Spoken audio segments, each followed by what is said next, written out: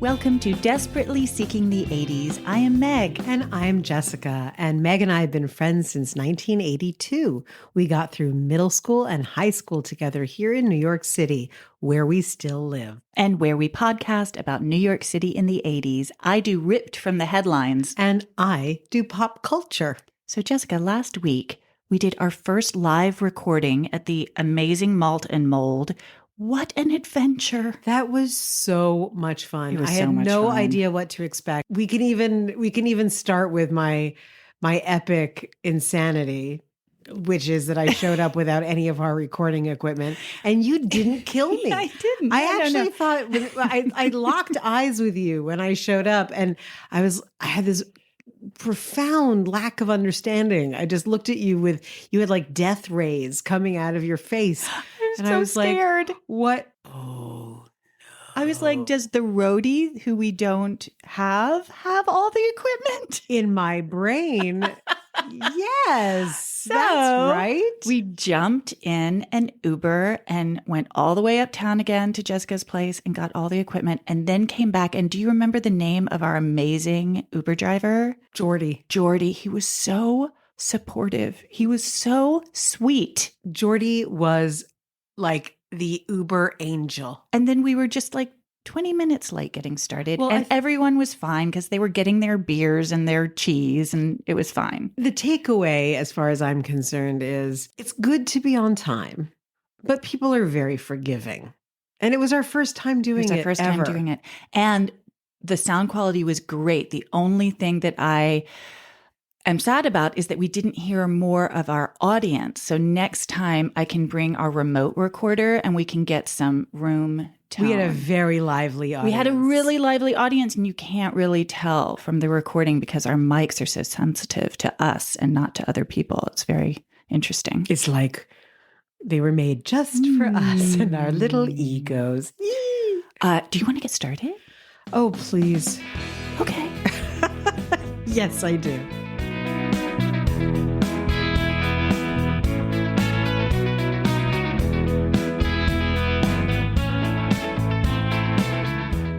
Meg, before we begin, Yes. We have a note from a BFF of the podcast, our friend Nick. Yes. Who, like some of the other wonderful men who listen to our podcast, cannot contain himself from correcting us.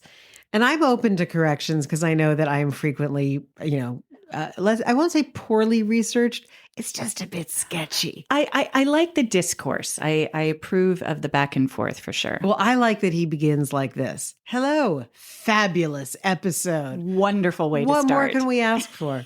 He says, I am so sorry that I could not be there. He was not at Malt and Mold. He says, Mr. Pedantic strikes again. That's great self-knowledge. The first building granted landmark status in New York City in 1965 was the 300-year-old Wyckoff House in Brooklyn. In fact, the first group of buildings landmarked that day, which became the very first landmarks in Manhattan, were the Merchants House Museum, the Stuyvesant Fish House, and the remaining houses of Colonnade Row / LaGrange Terrace at 428, 430, 432, and 434 Lafayette Street, which isn't that the Public Theater? Everything is in the same neighborhood. The Merchant House, the Public Theater. I thought that Lafayette Street. I thought that Colonnade Row.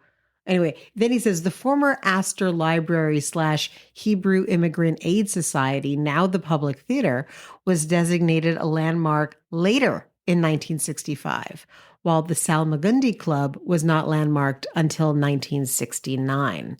And he even includes a press clipping from the villagepreservation.org.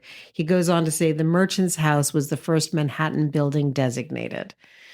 Now we know. And as a quick plug for the Merchants House Museum, you can visit the Merchants House, and it is quite something. And because of Nick's involvement with the Merchants House Museum, I had the great and good fortune of attending a seance there. Okay. My very good friend, Dan, is actually a ghost hunter. and he has done a tour of ghosts in the Merchant's House Museum. Has he turned anything up? I haven't gone on the tour, so I assume so. Otherwise, why would he continue to do it? Is he a ghost hunter or a Ghosts Searcher? of New York tour guide? I think he hunts them. I don't think he means them harm, but I think he definitely wants to find some.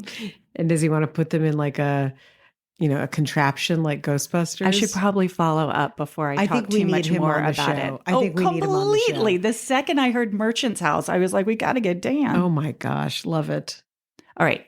Are you ready for my engagement question? Yes. All right. When we were little, wonderful to go on field trips from school. Field trip. Do you have some of your favorite field trips? Do you remember? I mean, there were ones that we did regularly. We would go to the Met Museum regularly. We went to the Museum of the City of New York. I remember that was kind of a regular one. Yes. I remember going to the Museum of the City of New York. And I remember there was some like Indigenous People of the Americas display that was not called that at the time. And we even had a little discussion about it way back in the 80s. Interesting. I mean, the Natural History Museum has to do a lot of, they have new plaques. Oh, do they? Yes, they do. That seems quite right. For the dioramas. Yeah, the dioramas were scandalous. It was like... By today's standards, absolutely. Yeah, well, just putting someone from a different culture in a glass case like they were a puma or an elephant. Not good. Favorite field trip? I really liked going to London for our Glee Club field trip. Which I was not at. For the Glee Club field trip that you did not attend. Right. We also went to DC. That was fun. That was really fun. And we met with Geraldine Ferraro. We did. Oh my gosh, you've got a good memory. I know, 80s reference much. Nice. And as a child, like we would just go around New York, like to the aquarium or, some kind of day trip. But yeah, there was fun. Cool. I think you will, it's going to come up at the very end of this story, but you will know why I asked that question. My sources are The Guardian, The New York Times, The New Yorker, and the documentary that has recently come out called All the Beauty and the Bloodshed. That you must have dropped dead with joy when you heard that title. In the winter of 1986, Nan Goldin's slideshow, The Ballad of Sexual Dependency, was published as a book by Mark Holborn, an editor at the Aperture Foundation. Filled with photos of friends in their most private moments, the raw and intensely personal project had evolved over the last 7 years. Its publication was not exactly a seal of approval from the exclusive male-dominated art world, but it certainly showed that some gatekeepers were ready to allow access to a new vision. Nan had a loft on the Bowery and tended bar at Tin Pan Alley on 49th Street in Times Square. She took photographs of the people she hung out with, drag queens and drug addicts and sex workers, people on the fringe, people who had come to New York because it had space for weirdos. The slideshow started as a way to entertain her friends. She played it to music in bars and clubs and performance spaces in Tribeca and the East Village, and people would shout back to the screen either because they loved or hated a picture or were just excited to see their lives projected. The soundtrack at first was the Velvet Underground or James Brown or Nina Simone, and then people started sending her music. She would change the slideshow based on her mood. It was never the same. It evolved. And of course, she kept taking more pictures. There was nothing off limits. The photos showed people doing drugs and having sex and fighting and sleeping and being sad in dark bars and hotel rooms and apartments. At one point, she had a series of photos of her friend having sex.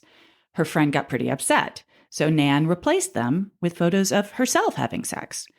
The goal wasn't to expose people against their wishes or to catch them in an unseemly moment. She looked for honesty. She wanted to show the drag queens as they wanted to be seen as beautiful. Quote, "I'm not crashing. This is my party. This is my family, my history." As the slideshow became more popular, Nan got a lot of shit. The art world did not consider her work art. She was dismissed by male artists and gallerists. Someone actually told her, quote, "There is no such thing as a good woman artist." And that sounds so crazy. Who would ever say something? But I remember hearing things like that. Well, that's like That used to happen. That's like women can't be funny. Right. Exactly. And even for those who didn't articulate their beliefs so bluntly as that, there was a presumption that women could not be voyeurs. My father once said to me that women couldn't play guitar because a guitar is an extension of a penis. Well, that's not unlike Joan Jett's experience with her first and only guitar lesson. Did you ever hear that story? What is this? She went to a school, I don't know what it was, but she went to have a guitar lesson. She already had a guitar and was sort of trying to pick it up.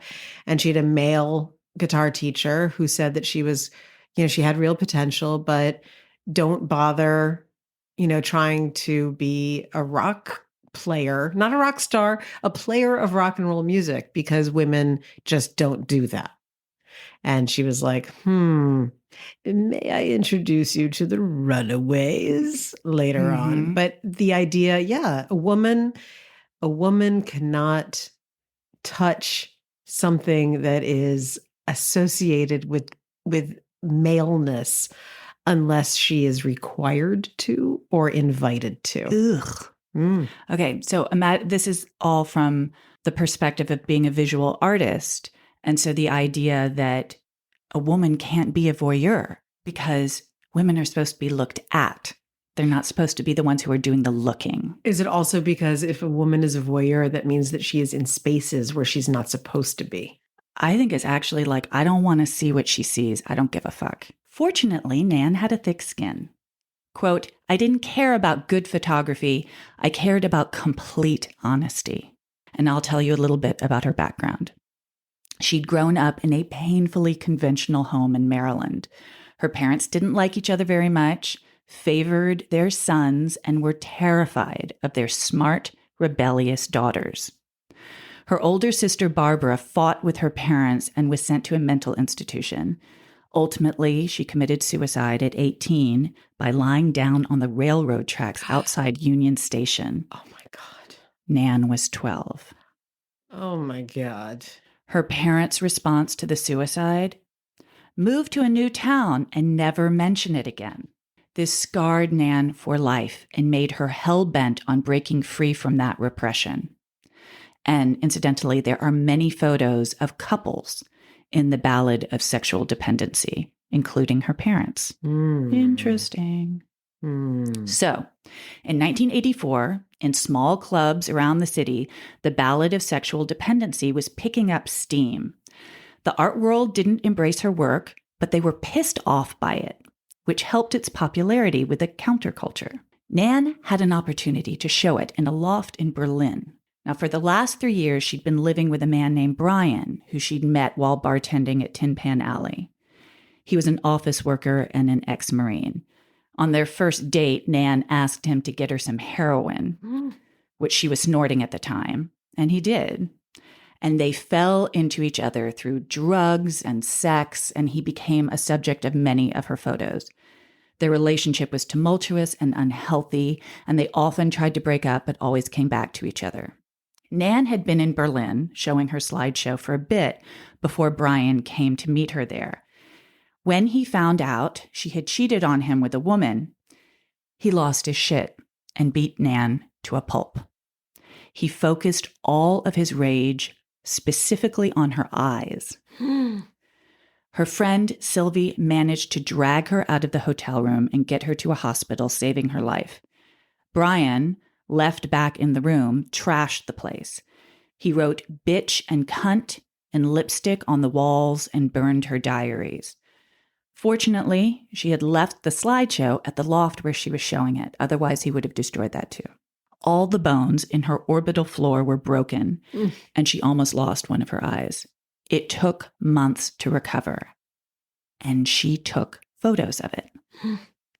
She says the photos of her battered face kept her from returning to him, and those photos became part of the slideshow. The Ballad of Sexual Dependency was part of the 1985 Whitney Biennial.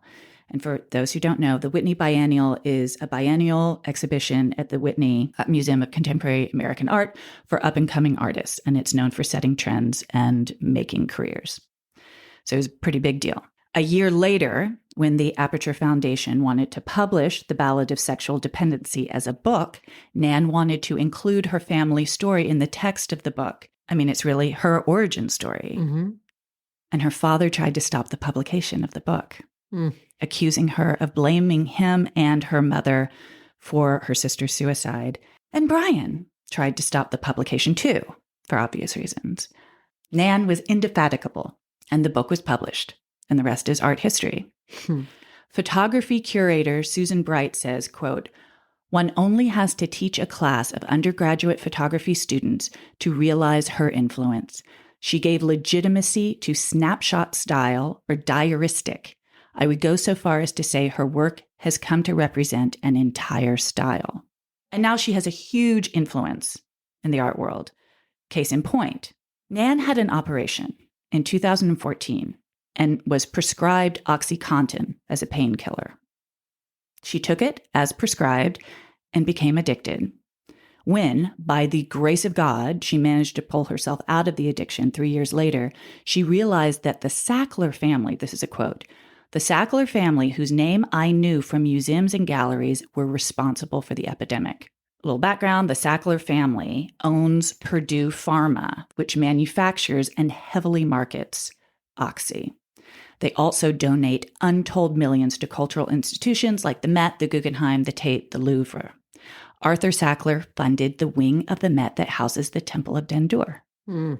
We should do a poll of people who grew up in New York. I mean, Well, the Temple of Dendur is like the most glamorous and iconic piece of a museum in the city. I think. seriously, me too. And the fact that the playground right outside the glass windows, I mean, that was my favorite playground. It was actually a safe playground because it was so close to the street. Right.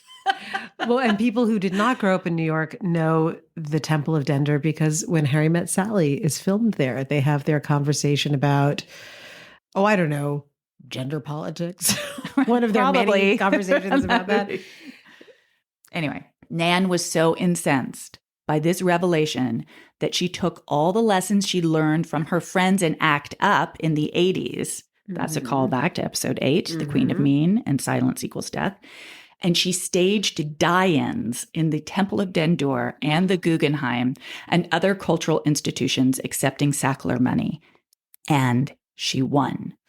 Thanks to PAIN, which stands for Prescription Addiction Intervention Now, which she helped start, and her influence in the art world, major museums and galleries are now rejecting Sackler money and have removed their name from plaques and wings, including the Temple of Dendur. Wow. Her art and her activism reek of integrity, honesty over secrecy. Quote, "When people talk about the immediacy in my work, that's what it's about, this need to remember and record every single thing." Didn't she get some flack for taking photos of her children? No, I think that's a different photographer, man. No. She doesn't have children. Well, then it's definitely not her. No, it was another woman photographer who had... Whose last name is Mann. Sally Mann. Yeah. I thought you meant a man. No. Sally Mann. Yes. You're absolutely right. Sorry, Nan. Man. Sally Mann. Anyway, that's amazing. I had no idea that Nan Goldin had so much to do with bringing down, in fact, almost everything to do with bringing down the Sacklers. Yeah, you got to see this documentary. It is so cool. That's incredible. And it's very moving. And there's only so much that I could talk about because her story is, there's so much more to her life. But I tried to focus in on this particular piece of artwork. Pretty amazing. Thank you.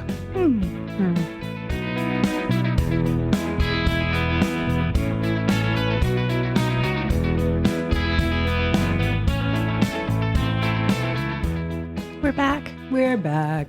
I found a writer who I'm now kind of obsessed with. Oh, His name is Tim Lawrence. okay. He's a Brit, but he has some very interesting things to say about the American music scene. Okay. How old is he? What's his deal? Our age. Okay. And he's writing about music right now. But he wrote a book that I'm reading from and about. Listen and you will hear all the houses that walked there before. A history of drag balls, houses, and the culture of voguing. And, so we had Seder at my dad's house last night. And it was such a joy to see the teenagers there, the kids.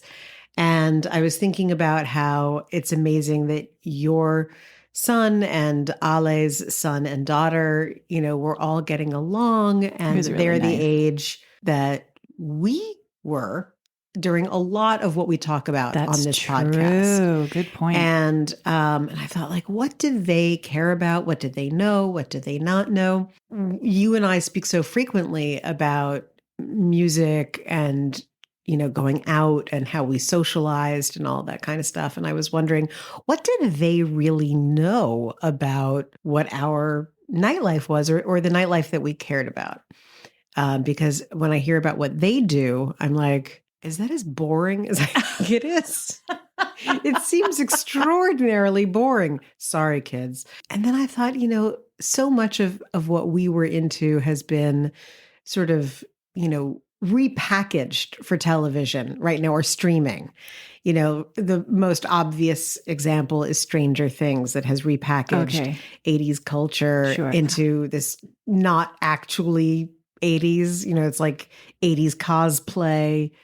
What, you have a look on your face? I feel like I'm not doing Billy justice, or Alice justice for that matter. I mean, it's what they tell us they're doing. They seem to be enjoying it. And honestly, like, we don't know exactly what they're doing. No. We just know what they've said. I'm not saying that we know. I'm saying what we see and hear is boring, but I'm sure that they are keeping us very ignorant on many, many different levels. So maybe you should see this as like, I'm throwing down the gauntlet. All right, kids, tell us how cool you really are. I don't know if I want to know. That's actually a very good point as well. I was thinking about what I wanted to talk about today, and in thinking about it, ran across this piece that I'm going to read from.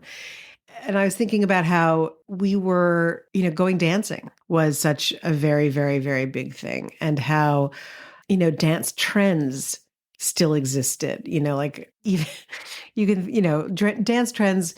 If you see something in the movies or whatever, it's always like the 60s, like the mashed potato or the stomp or whatever.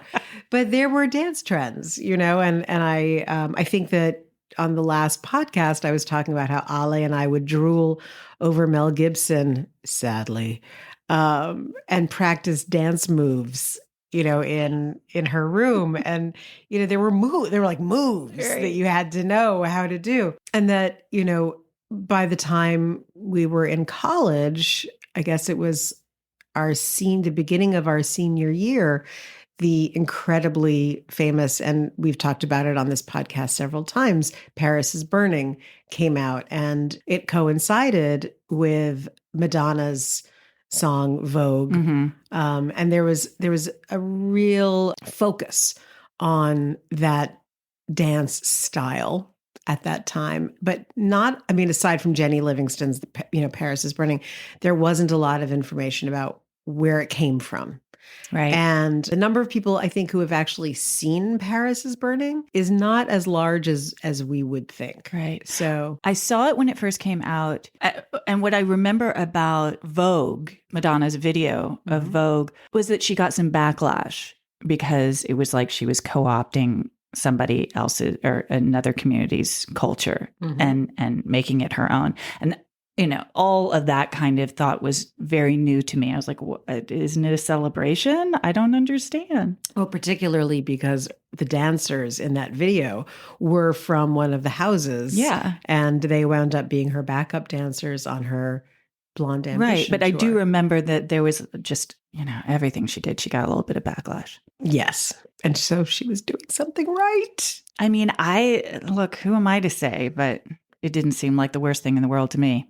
No, not to me neither. So with that in mind, I'm going to read a little bit from this person who I'm now kind of obsessed with, and I want to read a lot more of his work. Just as a quick aside, Tim Lawrence is the author of 3 books that trace the history of DJ, music, dance, and art culture in New York City during the 70s and early 80s. Love Saves the Day, A History of American Dance Music Culture, 1970 to 1979. Hold On to Your Dreams, Arthur Russell and the Downtown Music Scene, 73 to 92. And Life and Death on the New York Dance Floor, 1980 to 1983.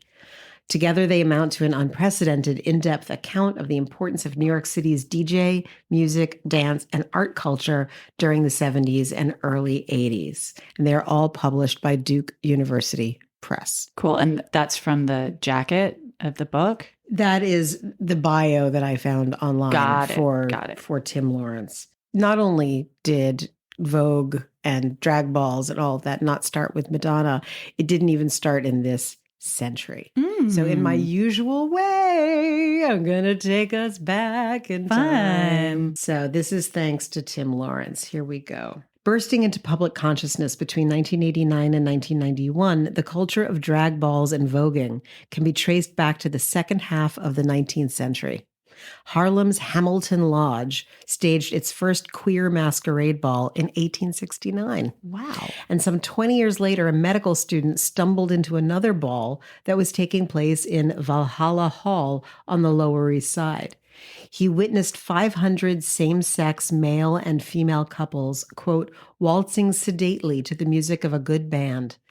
A rickety old building situated at 119 East 11th Street, Webster Hall, where we used to go, I and totally it still danced at exists, Webster Hall. played host to further events during the 1920s. And by the end of the decade, masquerade parties were being staged in conspicuous venues such as Madison Square Garden and the Astor Hotel, where they attracted crowds of up to 6,000 people. Invited to attend another ball at Hamilton Lodge by the entrepreneur and party host Alelia Walker, Harlem Renaissance social activist and writer Langston Hughes proclaimed the drag balls to be the, quote, strangest and gaudiest of all Harlem's spectacles in the 1920s, and described them as spectacles in color, noting the presence of, quote, distinguished white celebrities during this period. Hughes concluded that Harlem was in vogue.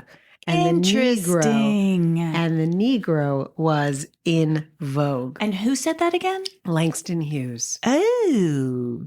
And wait, and you were saying earlier that both same-sex men and same-sex women were partying together? Yes, which also Very went interesting. wildly out of fashion. Held once a year, the balls came to feature a procession known as Parade of the Fairies, which included drag queen contestants sashaying through the auditorium in preparation for a costume competition.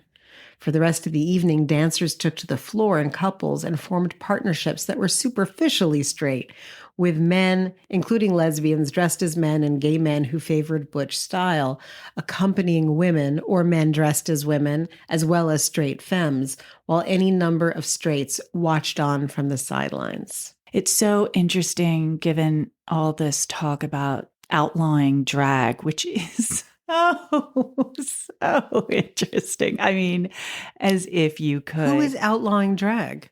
That's in the news. Not New York, but some states trying like to Florida.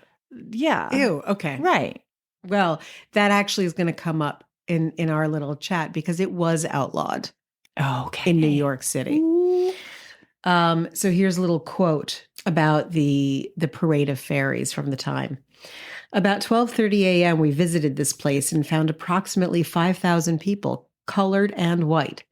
Men attired in women's clothes and vice versa, reported a team of undercover investigators following an inspection of the Hamilton Lodge ball held in the Manhattan Casino in February 1928.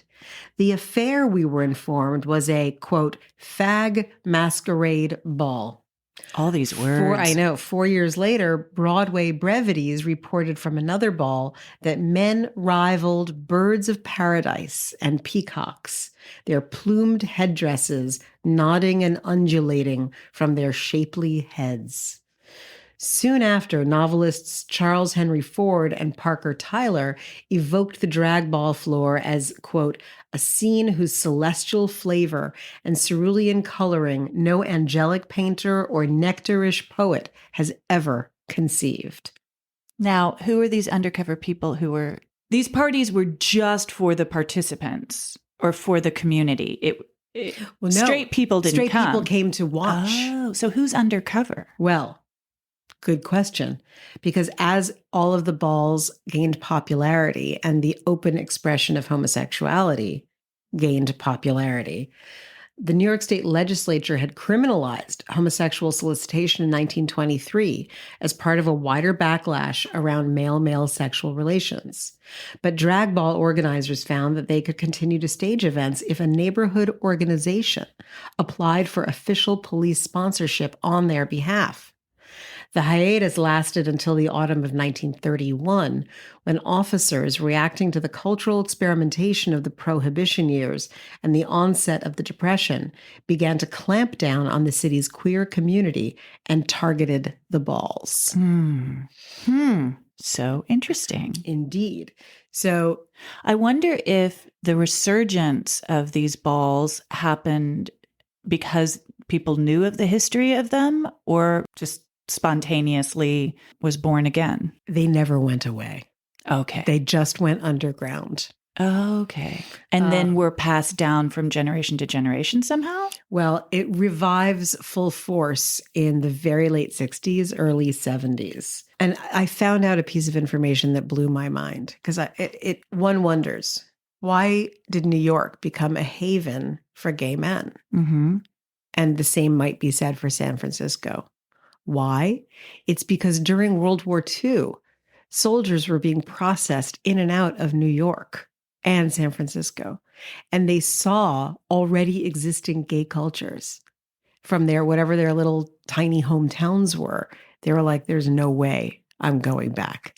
Oh, so you're saying because soldiers were being processed, they were coming from all over the country to one place. Yes. And they saw something that they would never ever be able to experience anyplace else, which, by the way, is a callback to our field trip with Russell, because he said exactly the same thing. I had never seen anything like it before, and I knew that these were my people. So anyway, so it never really went away. And interestingly, it went it fragmented further because in the 60s, it really started to break down on racial lines. And one of the major bones of contention within the members of the drag community was that it became more like a pageant and there was more judging going on. Interesting. And the judges were white. Ew. And if you were not white, you could only win if you looked white. Oh, no. No. Exactly. That's not in the spirit. Oh, no. No. So in Jenny Livingston's film, Paris is Burning, we're introduced to all of the houses, the drag ball houses. That's when this started to pop up. So founded in 1972, the first house came into existence when Lottie, a Harlem drag queen who worked in the welfare office at 125th Street, asked Crystal LaBeija to co-promote a ball. One of the few Black queens to be awarded a Queen of the Ball title at a white organized ball, LaBeija had also become tired of the anti-Black bias of the balls, as she made clear during a documentary that you could actually see on Netflix called The Queen by Frank Simon. Cool. And it tracks the Miss All-American Camp Beauty pageant. LaBeija and others competed in front of a panel that included Larry Rivers and Andy Warhol. Andy Warhol would have gone to the opening of an envelope. Honestly, it's crazy. He pops up unbelievable. everywhere. Convinced the result was a Caucasian fix, LaBeija flew into a rage when host Flawless Sabrina declared the winner to be Harlow, described by the New York Times as a, quote, the New York Times was reporting on this. Crazy. Hello? Yeah. A frail, blonde, pouting young man, formerly Miss Philadelphia. The experience prepared the way for LaBeija's collaboration with Lottie. Crystal agreed to do it so long as she was a highlight of the ball, notes Terrence Legend International. Lottie made the deal sweeter by convincing Crystal that they should start a group and name it the House of LaBeija, with Crystal's title as Mother. Crystal agreed. The event was titled Crystal and Lottie LaBeija presents the first annual House of LaBeija Ball at the Downstairs Case on West 115th Street and 5th Avenue in Harlem. What year are we? 1972. Wow. So it's not that long ago. Oh, no. Now, just because this is one of my favorite drag stories of all time, and we've talked about it on this podcast before, the infamous Dorian Corey, the drag queen who had the mummified body in the Naga hide. Okay. Yeah. So but that's in the ready for 70s, this. isn't it? Yes. Referencing the glamorous fashion houses where glamour and style, whose glamour and style they admired. Other Black drag queens started to form drag houses or families that, headed by a mother and sometimes a father, would socialize, look after one another, and prepare for balls. Mother Dorian and Father Chipper founded the House of Corey in 1972. And 2 years later, Father Jay set up the House of Dior, after which La Duchess Wong and Nicole Wong established the House of Wong, and Paris Dupree and Berger Dupree inaugurated the House of Dupree in 1975. And this kept going on in Manhattan until in Brooklyn, they started popping up as well. The House of Chanel sprung up in Brooklyn during 1979 and 1980. So now we are in the decade that Jenny Livingston got into in Paris is Burning. From this point on, contestants battled to win trophies. There were multiple entrants walking along an imaginary runway. A group of scrupulous judges would cast their verdict, sometimes rewarding optimum realness or the ability to pass as straight to the outside world. Quote, "It was our goal then to look like white women," LaBeija told Cunningham reporter, as she reflected on the days before the Black queens organized their own balls and initiated a very particular housing boom. "They used to tell me, 'You have Negroid features,' and I'd say, 'That's all right. I have white eyes.'" And that's how it was back then. But it was in the 1980s that diversity really came to rule. Willie Ninja founded the House of Ninja in 1981 and 82 and set out his intention to bring Asian aesthetics and philosophy into the ball world. Possibly founded by Father Hector in 1982, the House of Extravaganza, the first Latin house, formally entered the drag ball scene when they attended the House of Omni Ball in 1983. In 1987, the boutique owner and fashion designer Pat Field established the House of Field as the first white downtown house to walk the uptown balls. "We call ourselves House of Field now because that is what we've evolved into," Myra Christopher, a sales clerk in the boutique who encouraged Field to create the house, commented in 88. "We were always around, though, as Pat Field kids, and we'll evolve into something else eventually. Becoming a house was just socializing." So are we talking about the stylist Patricia Field? Yes. So she had her own house? So get this. So this is another back to our past. Did you ever buy things at House of Field? Of course. All the time, because Patricia Field was, in my mind, the alternate if Betsy Johnson didn't have what you wanted. Right. No, it was super funky. Like, yeah. If you could afford it. Yeah. And I never understood, why were the shoes so big? Oh, that's so funny. Yes. Pat Field was always outfitting drag queens. Well, I guess I knew that. I just didn't know that.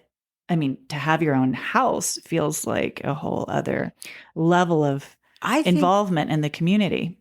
Absolutely. I mean, and as many people know, Pat Field also was the stylist for Sex and the City. Yeah. So it's a great example of how there's a trickle down of street look to fashion to high fashion. Yeah. Right? And it's sort of the opposite of what the Anna Wintour character that Meryl Streep plays in The Devil Wears Prada says to Andy, like, you're wearing that blue sweater because we told you to. And it's like, actually, no, the queens up in Harlem told you. Mm-hmm. And then that's how that goes. That's nice. I like So, that. yes, I just think that's worth a moment. Now, there's another thing that I found really fascinating about where, the 1980s drag culture came from. Growing out of the drag queen ritual of throwing shade or subtly insulting another queen, voguing emerged as a distinctive dance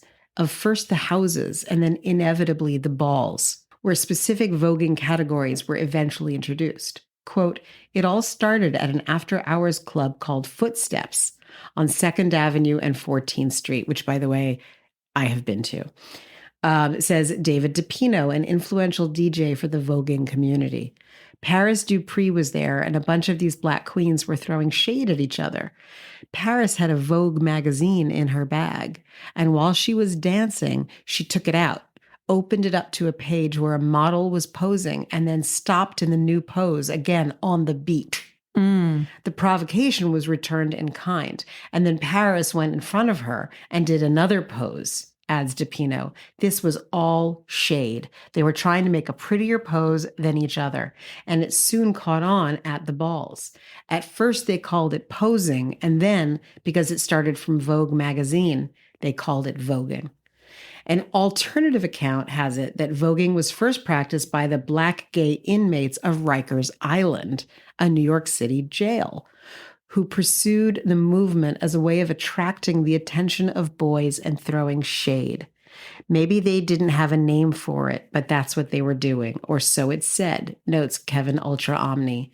I know Paris was an early pioneer of voguing, but I believe that Vogue existed in some other form through other people as well. I also think that a lot of voguing poses come from African art and Egyptian hieroglyphics. So just to come full circle, Langston Hughes in the 1920s, the Negro is in vogue. And then wild. They have chosen to pose from Vogue. So nice wrap up, Jessica. Thank you. That is a quick. And tell us again the name of the book and the author. Well, the author is Tim Lawrence. His books are Love Saves the Day, Hold On to Your Dreams, and Life and Death on the New York Dance Floor, 1980 to 1983. Nice. Oh, and Love Saves the Day, the subtitle is A History of American Dance Music Culture, 1970 to 1979. Deep in vogue, we are no longer, but we can go back there.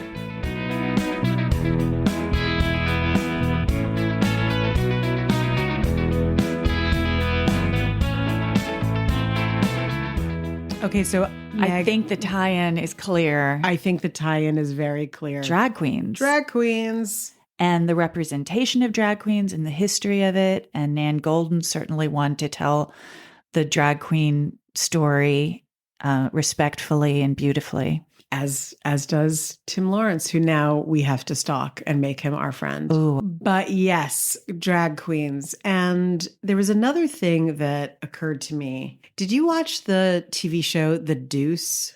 No, I haven't. You've talked about it on the We've program talked about it before.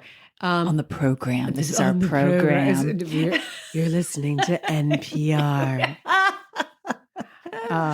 No, I haven't. You know, I should, obviously. I'm just it comes so up in surprised so many articles I read. Well, and it's something that you would just love. But I I know, think that one of the characters is based on Nan Goldin. Oh, I absolutely know that's true because it came up in the stuff I was reading this week. Yeah, yeah. And Tin Pan Alley, that bar. Yeah, which made me go, where she's she's the bartender there. And the woman who owned Tin Pan Alley primarily hired sex workers because she wanted to give them a way to provide for themselves that wasn't what they didn't necessarily want to have to do. So the main character, the female character, is the one who employs sex workers on the show. Yeah. And I can't remember if she is also a photographer or if they broke that out. Or maybe they combine the two people. But anyway, it's another reason to watch the show, whether or not it's the best thing ever or glamorizes whatever. It's still a hell of a trip. Watch it.